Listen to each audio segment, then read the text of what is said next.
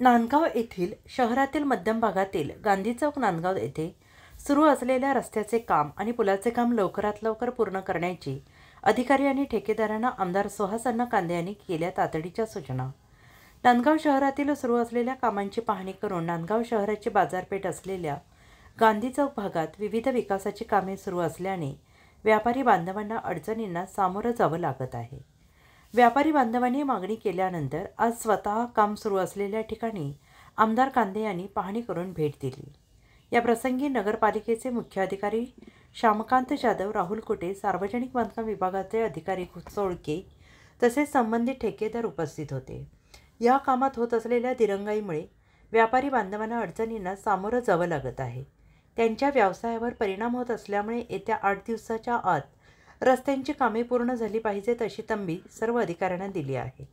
गांधी चौक येथील मुख्य पुलाचे काम पूर्ण महिन्याभरात पूर्ण करण्याच्या सूचना संबंधित ठेकेदारांना आमदार साहेबांनी दिल्या आहेत।